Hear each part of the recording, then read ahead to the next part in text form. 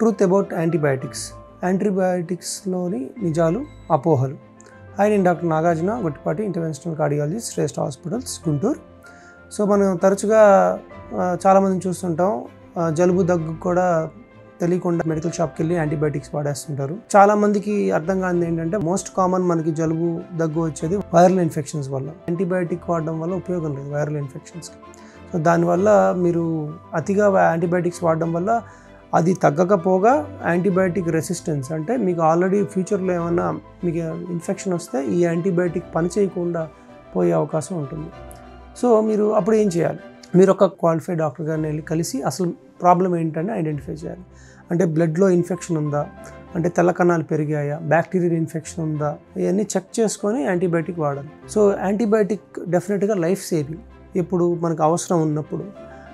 అదే కాకుండా అవసరం లేనప్పుడు మనం అనవసరంగా యాంటీబయాటిక్స్ వాడడం వల్ల ఏంటంటే యాంటీబయాటిక్ రెసిస్టెన్స్ ప్లస్ దానివల్ల వచ్చే సైడ్ ఎఫెక్ట్స్ మనం ఇంకర్ చేసుకోవాల్సి వస్తుంది. యాంటీబయాటిక్స్ అనేది ప్రాణాన్ని కాపాడే ఒక మెడిసిన్. దాంతోపాటు సైడ్ ఎఫెక్ట్ కూడా అవసరం లేనప్పుడు వాడితే సైడ్ ఎఫెక్ట్స్ కూడా వచ్చే అవకాశం ఉంటుంది. సో మీ ఫ్రెండ్స్, మీ ఫ్యామిలీలో చాలామంది ఇలాంటి తెలియకుండా మెడికల్ షాప్కి వెళ్ళి వాడుకోవడం, ఏ యాంటీబయాటిక్ తీసుకొని ఏ ప్రాబ్లంకి ఏ యాంటీబయాటిక్ వాడాలో తెలియకుండా వాడడం చాలామంది చేస్తూ ఉంటారు. వాళ్ళందరిని కూడా ఎడ్యుకేట్ చేసి వాళ్ళందరూ కూడా బెటర్ హెల్త్ వచ్చేటట్లు మీ బాధ్యత కూడా ఉంటుంది. Thank you.